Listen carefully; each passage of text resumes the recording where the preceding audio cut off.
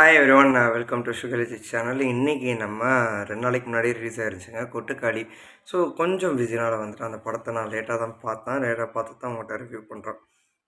இந்த படத்தை பொறுத்த வரைக்கும் சூரி சார் அப்படின்னு சொன்னால் ரொம்ப லாங்காக வந்துன்னா ஒரு மரியாதை கொடுத்து ஒரு இது பண்ணுற மாதிரி இருக்குது. பட் வந்துன்னா அவரோட கேரக்டரைசேஷன் வந்து நம்மளை எப்படி கூப்பிட வைக்க தெரியுமா? சூர்யா அண்ணன். ஏன்னா நம்ம வீட்டில் ஒரு ஆள், நம்ம வீட்டு பக்கத்தில் இருக்க ஒரு ஆள், அந்த மாதிரி வந்து கேரக்டராக எடுத்து பண்ணிகிட்டு இருக்காரு. ஸோ சூர்யா அண்ணன் நடித்த கொட்டுக்காளி படம் எப்படி இருக்குது அப்படின்னு சொல்லிட்டு தான் இந்த ஷோவில் பார்க்க போகிறோம். ஃபர்ஸ்ட் ஆஃப் ஆல் இந்த படத்தோட டைரக்டர் வினோத், அவங்க வந்துட்டு கூழாங்கல்னு சொல்லிட்டு ஒரு படம், பெபிள்ஸ் அப்படின்னு சொல்லிட்டு ஒரு படம் வந்துட்டு பண்ணியிருந்தாங்க. அந்த படத்தை வந்துன்னா அப்போ அங்கீகாரம் கிடைக்கிறதுக்காண்டி அவரோட கதையை பார்த்து விக்னேஷ் சிவன் சார் வந்துட்டு ப்ரொடியூஸ் பண்ணியிருந்தாங்க. ஸோ அந்த கதை வந்துன்னா அவங்க கேரியரில் நெக்ஸ்ட் லெவல் கொண்டு போச்சு. அதாவது கொட்டுக்காளி படத்தை சிவகார்த்திகேயன் சார் வந்துன்னா ப்ரொடியூஸ் பண்ணுறாங்க அப்படின்னு சொல்லிட்டு. மிகப்பெரிய ஒரு ஹீரோ, மிகப்பெரிய ஒரு ஹீரோயின் அனாபென். அவங்க வந்துட்டு கேரளாவில் மலையாள சைடு வந்துன்னா மிகப்பெரிய குமுளிகிரி நைட்ஸ் ஹிட்டு கொடுத்தா அந்த படத்தில் நடித்த ஹீரோயின். ஸோ அதுக்கு போக வந்துன்னா ஒரு கிராம மக்கள். ஸோ இவ்வளோ காஸ்டிங்காக இருக்கக்கூடிய ஒரு படத்தில் பாட்டு இல்லை. ஃபர்ஸ்ட் ஆஃப் ஆல் பாட்டு இல்லை, பேக்ரவுண்ட் மியூசிக் இல்லவே இல்லை. லைவ் ரெக்கார்டிங் எடுத்த மாதிரி வந்துட்டு ஒரு விஷயம் இருக்குது. மூணாவது, படத்தோட டியூரேஷன் வெறும் 1 மணி நேரம் 40 நிமிஷம். தென் இன்ட்ரோவோட சேர்த்தா வந்துன்னா 1 மணி நேரம் 50 நிமிஷம் வரும்னு வச்சுங்க. தென் வந்துட்டு பட்ஜெட் பார்த்தீங்க அப்படின்னு சொன்னால் வித்தின் 1 crore ஆர் 1.5 crores வந்துட்டு அவ்வளோவே போயிருக்கான்னு தெரியல. ஸோ அந்த அளவுக்கு வந்துன்னா ரொம்ப சிம்பிளாக எடுத்த படம். இன்றைக்கி வந்துன்னா பல விருதுகளையும் பல சாதனைகளையும் வந்துன்னா பண்ணிகிட்டு இருக்கிறேன்னு சொல்கிறாங்க. அந்த அளவுக்கு வந்துன்னா பெஸ்ட்டான ஒரு ஸ்க்ரீன் ப்ளே. ஒன்றுமே இல்லைங்க. கதை நான் சொல்லாமல் என்னன்னு தெரியல. ஒரு பொண்ணு லவ் பண்ணுறா.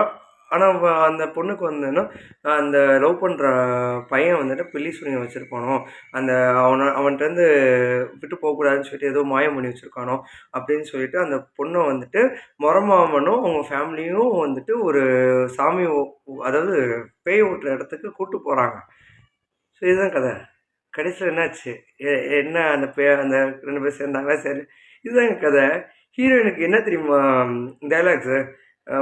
ஒன்று பாட்டு பாடுறது, ஒன்று வந்துட்டு ஏதோ ஒன்று பேசுகிறாங்க. அவ்வளோதான். ரியாக்ஷன்ஸ் தான் மேட்ரு. ரியாக்ஷன் தான் மேட்ரு. டைலாக்ஸ் வந்து ஒரு 4-5 பேப்பர் தான் இருக்கும் டைலாக்ஸு. எனக்கு என்ன சொல்கிறேன்னே தெரியல. இப்படி ஒரு படம் உலக ஸ்டாண்டர்டில் போய் நிற்கும். இன்னும் பேசியிருக்கு, பேசும், இனிமேலும் பேசுவாங்க. அப்படிப்பட்ட ஒரு படம் எனக்கு ரொம்ப பிடிச்சிருந்துச்சி. கடைசியில் நம்ம பார்த்திபன் சார் வந்துட்டு ஃபஸ்ட்டு எப்போனா கதை திரைக்கதை வசனம் இயக்கம் அந்த படத்தில் வந்துட்டு கடைசியாக நீங்களே ஆன்சர், நீங்களே வினா, நீங்களே விடை அப்படின்னு சொல்லிட்டு லாஸ்ட்டாக முடிச்சப்பார் பார்த்திபன் சார். ஸோ அந்த படத்துக்கு அப்புறம் இந்த படத்தில் தான் உங்கள் விஷனில் தான் இந்த படத்தோட பேலன்ஸ் கதை அப்படின்னு சொல்லிட்டு நம்ம வினோத்ராஜ் அவர் முடிச்சிருந்தார். ரொம்ப இயல்பான கதை. ஒரு குடும்பமே வந்துன்னா நடிச்சிருக்க ஒரு படம்.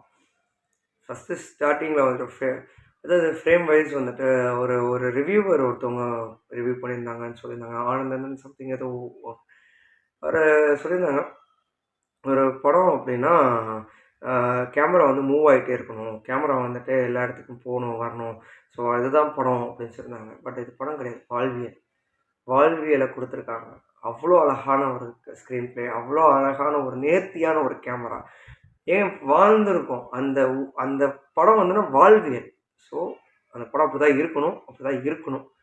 அவரோட பெபிள்ஸும் வந்து அப்படி தான் இருக்கும். ஒரு ஃப்ரேம், அந்த ஃப்ரேம்குள்ளே வந்தாலும் நிறையா பேர் பேசுவாங்க, வருவாங்க. மெயின் கேரக்டர் மட்டும் கிடையாது, எல்லாருமே மெயின் கேரக்டர். ஆமாம், மனுஷன் எல்லாருமே மெயின் கேரக்டர் தான்.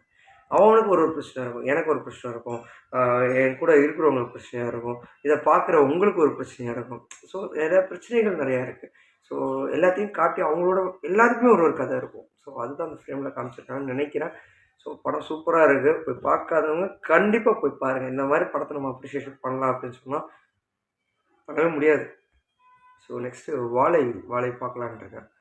ஸோ வாழை பார்த்துட்டு உங்களுக்கு அந்த ரிவ்யூ நான் போடுறேன். அதுக்கு முன்னாடி நம்ம சேனலை சப்ஸ்கிரைப் பண்ணுங்கள், லைக் பண்ணுங்கள், ஷேர் பண்ணுங்கள், கமெண்ட் பண்ணுங்கள். தேங்க்யூ, டேக் கேர், பாய்.